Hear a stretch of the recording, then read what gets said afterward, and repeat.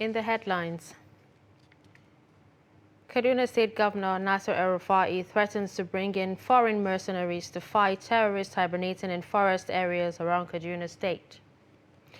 Police in Borno arrests suspect with 4 rocket-propelled grenades and other ammunitions. 13 people have been confirmed dead, 32 others injured in a road accident involving a trailer truck in Jigawa State. And away from Nigeria, United Nations Special Envoy says Yemen's warring parties have agreed to a 2-month truce starting Saturday. Hello and welcome to Trust News Update. I'm Dashan Husseina Usman.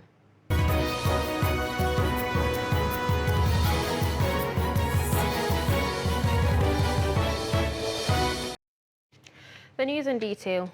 We begin with security. Governor of Kaduna State, Malam Nasser El-Rufai, has threatened to bring in foreign mercenaries to fight terrorists hibernating in foreign areas around Kaduna if the federal government under President Muhammadu Buhari fails to tackle the terrorism head-on.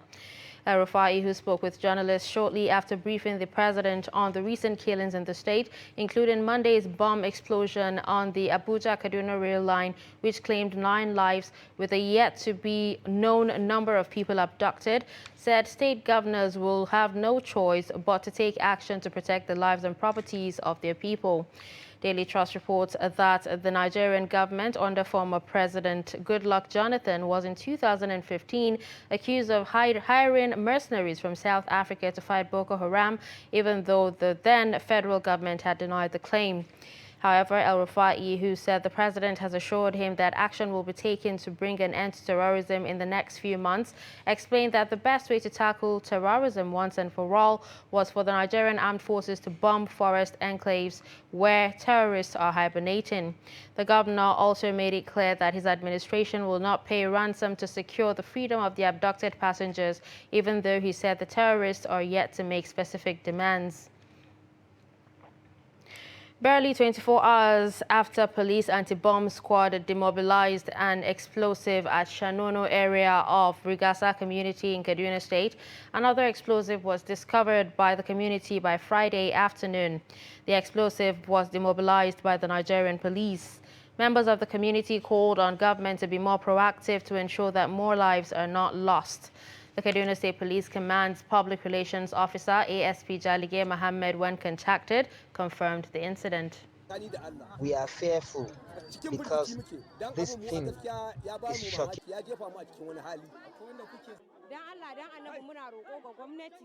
Last night, we didn't sleep because of tension of the bomb discovered yesterday and another one today. We are crying for help. We want government to come to our aid.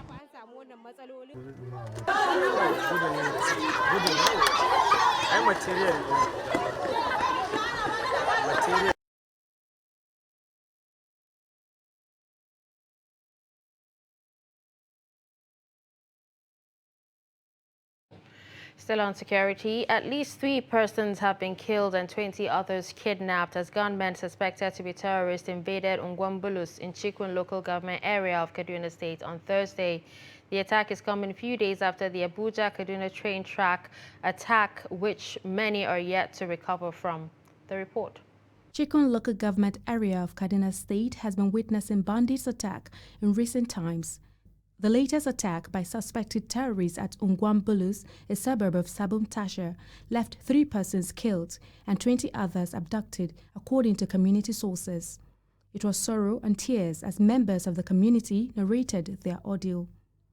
The residents said it was the 4th time their community is coming under attack, with the latest sparking fear and confusion. Since yesterday, you strengthened me since yesterday. Thank you, Jesus. Amen. Amen. Mary Yakubu is a mother whose sick son was killed in the attack. Before I know, the boy, whenever he's not feeling well, he just leave me. From there, because they're there on the road here, when he run inside, they just shoot him. In fact, she even plugged water on. Plugged water to bath, and when they took her, she left the water, the heater, and the water was boiling. It was when my husband came that he off the litter. So when he came back, he told me that it is like our daughter has been picked because there is no trace of her. The residents believe that government has the capacity to address the incessant attacks in the state. They shoot my friend, kill my friend, they shoot my other colleagues, kill my friend. I don't know how I will talk. I don't know which level. I'm very confused by them. For now, most of the residents have fled their homes while appealing to government for more security presence in the community. The Borno State Police Command says it has arrested 46 suspects for criminal offenses ranging from kidnapping, child trafficking, armed robbery, rape, and culpable homicide, among others. One of the suspects was arrested for trafficking a 3-year-old child, while another was arrested for raping a 92-year-old woman. The report. The arrests were made in the first quarter of 2022 by the Maiduguri Police Command as part of efforts to curb crime in the state. The command also said it is investigating 25 criminal cases of kidnapping, criminal conspiracy, theft of firearm, and possession of dangerous weapons. The Borno Police Command Public Relations Officer Sani Kamilu said its patrol operatives recovered anti-aircraft ammunition, 4 RPGs, cash, 1 pump-action gun, and 517 live ammunition, among others. Now a case of rape. On the 24th of March 2022 at about 13:00 hours, one Usman Haruna M. of Askira Uba, local government area of Borno State, reported at Askira Uba Division that one Zakaria Yahu of 46 years old of the same address forcefully had a carnal knowledge with one Wamdubu Bello F, 92 years old. Among the 46 suspects, one Bilikisu Ali was nabbed for child trafficking, while one Clement Asuk was arrested for possession of arms and ammunition. Me, I know that if I refuse this, is the community that are sending, Jola is the community that are sending me for it. If I refuse, I should know the implication of it, that the community will regard me as I'm standing with the enemy. If they could help me so that the soldier could also testify. From there, if the government decides, by God's grace, they could say, okay, they should pay pardon on me. I was under the influence of drugs. I took the white one called Arizol. I regret my action. I called on youth to stop intake of illegal drugs. Wallahi ban sani ba. Ni ma na yana dama abin da na yi ne. Eh? Na ce ni ma na yana dama abin da na yi. I don't know what pushed me into this. I'm worried over what I did. I've never done it before. One man asked me to bring the baby to him so he will give to one barren woman. The police command said other criminals at large will also be apprehended, assuring that it will update the public after concluding its investigations. The Speaker of the House of Representatives, Femi Gbadagbiamila, has felicitated Nigerian Muslims on the commencement of this year's Ramadan fast. The Speaker, in a statement signed by his Special Advisor on Media and Publicity, Lanre Lasisi, urged Muslims to use the period to pray for peace and unity in the country. While calling on Muslims to observe the Ramadan fast in accordance with Islamic injunctions, the Speaker wishes Muslims a successful month of Ramadan and enjoined the citizens to unite against insecurity and other challenges in the country. In politics, factional crisis rocking All Progressives Congress in Zamfara State has taken another dimension as Senator Kabiru Marafa-led faction accused the party of unfair treatment to members. Marafa told journalists while removing APC billboards and posters from their factional secretariat in Gusau that his faction awaits judicial pronouncement on the crisis. The report. Senator Kabiru Marafa says that the All Progressive Congress APC has offended the people of Zamfara State, prompting his faction to remove the party symbols and billboards. He says they remain in the APC to prove a point to certain individuals that former Governor Abdulaziz Yari and Senator Kabiru Marafa-led fractions are bona fide members of the party, contrary to the lies being sprayed that they are not genuine members of the APC. APC has not been just unfair to the people of Zamfara State. I can tell you. Okay? So if the people of Zamfara State wake up today and clean or erase APC in all their houses, I think they have done the right thing. The only thing why we remain in APC, like I said in my speech, is to prove some points. One of them, some of them are going about lying to people that we are not members of APC. We challenge them on national television. Send us out if you fit. We built APC. Nobody, APC didn't build us. Senator Marafa disclosed that APC has more than 260 cases pending in court, and he believes that one of the cases will see the light of the day at the Supreme Court. The Center for Information Technology and Development has organized an interactive lecture series in Gombe State to inspire youths on attitudinal change ahead of the 2023 general elections. In the session, CITAD advised the participants to prepare and vote wisely in the forthcoming elections to ensure that credible leaders emerged. Ibrahim Ismail reports. The Center for Information Technology and Development CITAD said it chose Gombe because it discovered some inspiring youth in the state. The organization added that the forum will give directions to the participants in the upcoming 2023 general elections. Young people are more in majority than other category of Nigerians. So if young people use this numerical strength, they can decide what form of government we would have here. And so our message is for them to look carefully, select carefully, and elect people on the basis of credible programs, and not just because they either know they or they are from these ethnic groups or from these religions. Some of the participants shared different experience again in the session. One of the things I've learned is integrity and commitment. From his story, I realized that one of the things that young aspiring leaders are lacking is integrity. In a slice of show for bribery or some weakness or unsuccessful commitment that we encounter, we may easily give up. When we make our children to be great, it doesn't mean we don't love them.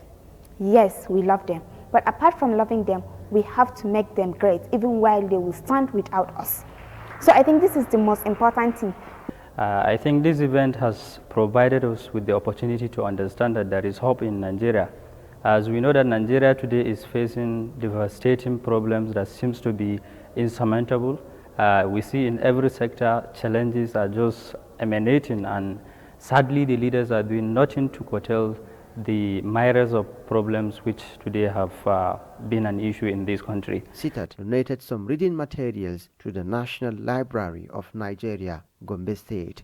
From Gombe, Ibrahim Ismail reporting for Trust TV.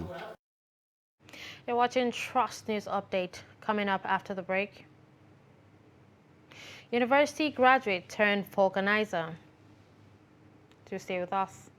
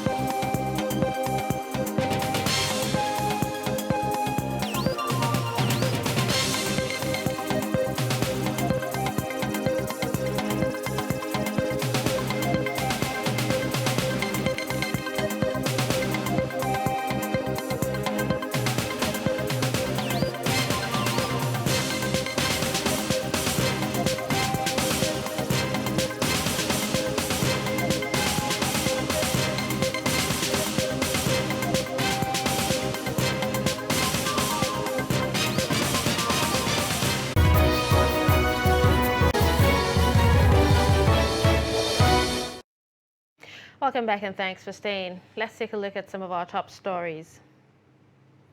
You heard that Kaduna State Governor Nasser El-Rufai threatens to bring in foreign mercenaries to fight terrorists hibernating in forests around Kaduna State if federal government fails to tackle the terrorism head-on. You also heard police in Borno have arrested suspects with anti-aircraft weapons and other ammunitions. To more news, no fewer than 13 people have been confirmed dead in a road accident involving a trailer truck in Jigawa State. The police public relations officer in the state, Lawang Adam, who disclosed in a statement on Friday, said the incident left 32 others injured. He explained that the truck marked TAR 357XA, Jigawa State, was loaded with about 53 passengers as well as scores of cows and goats. The vehicle, driven by a 28-year-old man identified as Babangida Muhammad, was on its way to Lagos from Megatari local government area of Jigawa before the incident occurred. However, the police could not ascertain the identities of the remaining 3 victims. Adam explained that a team of police personnel swiftly arrived at the scene to rescue the injured victims who were taken to the General Hospital in Ringim. He added that 4 others, Adamu Gagare, Ado Habu, Rabiu Ibrahim and Arma Idris, were referred to Rashid Shekoni Teaching Hospital in Dutse for further treatment. In his reaction, the Commissioner of Police in Jigawa, Aliyu Tafida, condoled with the families of the deceased and prayed for the recovery of the injured victims. He urged motorists to avoid overspeeding, overtaking, overloading, and receiving phone calls while driving. Apart from the attacks faced by trains in recent times, another common challenge affecting the rail transport system is the vandalism on railway tracks and slippers. Abubakar Abdullahi visited some areas where these facilities have been vandalized and reports that it has become an issue that requires urgent attention. The report. At a time the federal government is making efforts to revitalize the railway transport system across the country, some people who many describe as saboteurs have continued to vandalize the rail tracks and slippers. Nasarawa State, which before now is one of the routes train passes through to other parts of the country, has been cut off due to vandalism of the infrastructure. In some of the places visited, rail track slippers were completely removed and packed to unknown destinations, while at other communities the facility has been removed and waiting to be evacuated by the vandals.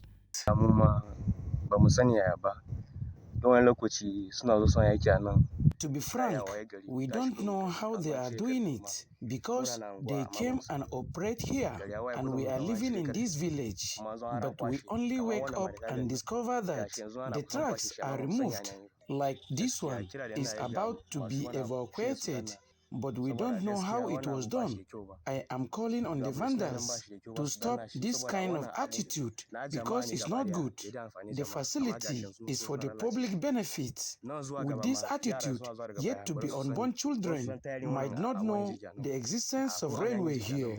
Government should take measures against the vandals.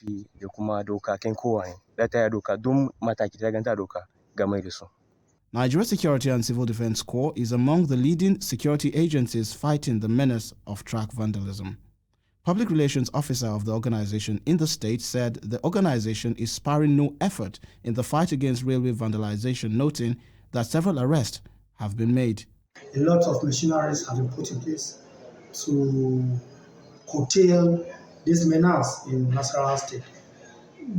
For the past few months, we have a lot of arrests. If you go to most of these areas where this railway track passes, I am telling you, it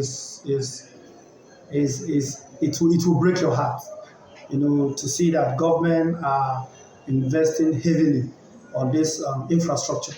But at the end of the day, the bad eggs within us are sabotaging the efforts of the government. At the Nasarawa State Command of the NSCDC are intercepted vehicles loaded with tracks and slippers. The NSCDC PRO said investigations are ongoing on the items.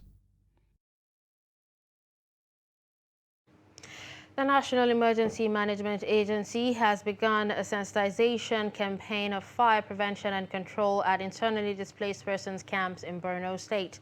In the past few months, IDPs have suffered fire outbreaks resulting in loss of lives and property.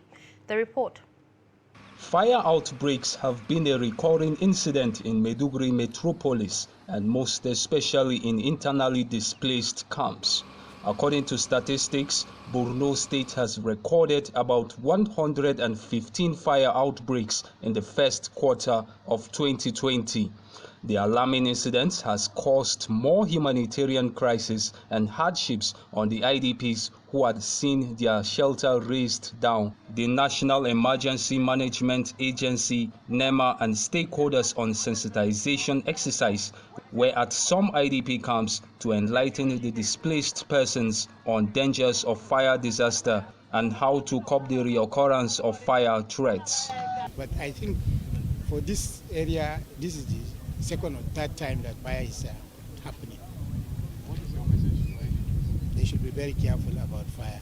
You know, in a setting like this, fire is very easily to spread over, and therefore, whenever they want to use fire, they have to be very, very careful. The causes of the fire incidences is carelessness, and this carelessness comes as a result of cooking utensils or cooking unattended to. Most of the time you found out that, okay, they will be cooking and they will be doing something else. Cooking is a program that when you are doing it, you don't involve anything again. You concentrate on the cooking. When you finish, you put out the fire and then you continue with others. Some IDPs said they are well informed and will adhere to safety precautions of preventing fire outbreaks.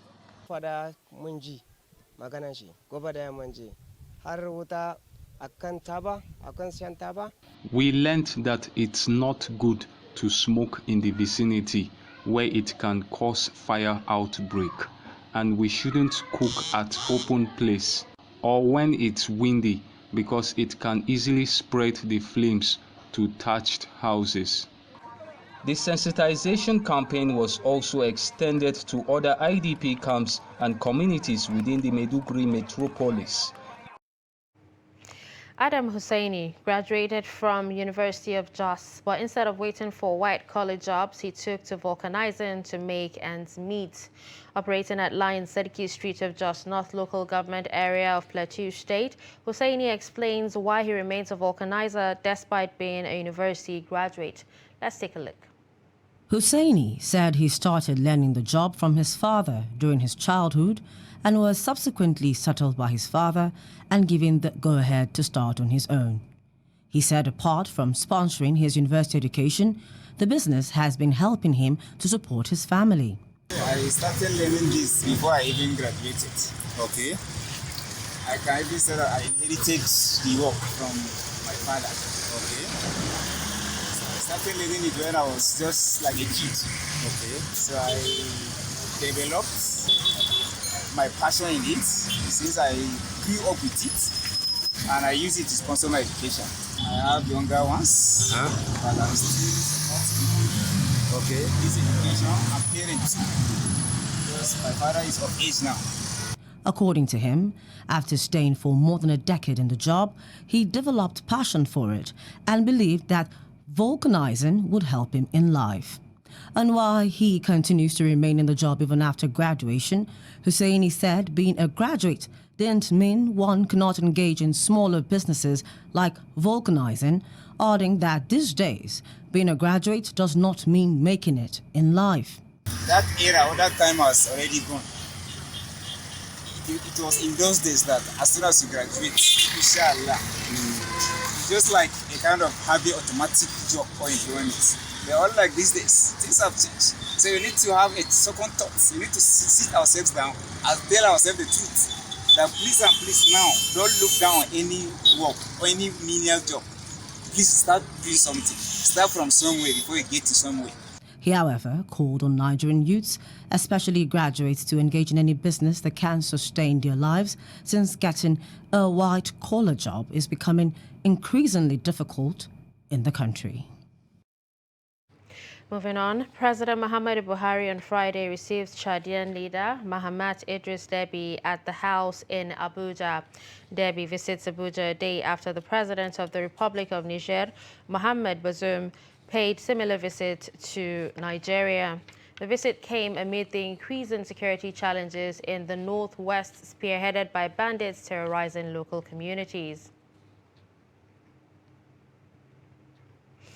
On the foreign scene, United Nations envoy Hans Grunberg says the warring sides in Yemen's 7-year conflict have agreed to a 2-month nationwide truce, starting with the Muslim holy month of Ramadan.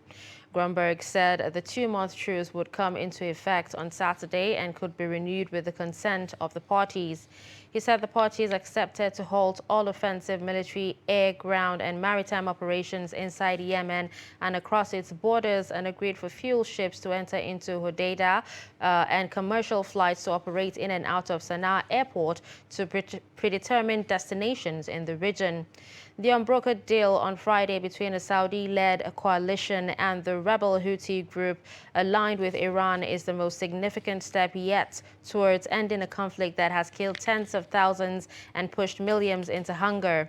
The last coordinated cessation of hostilities nationwide was during peace talks in 2016.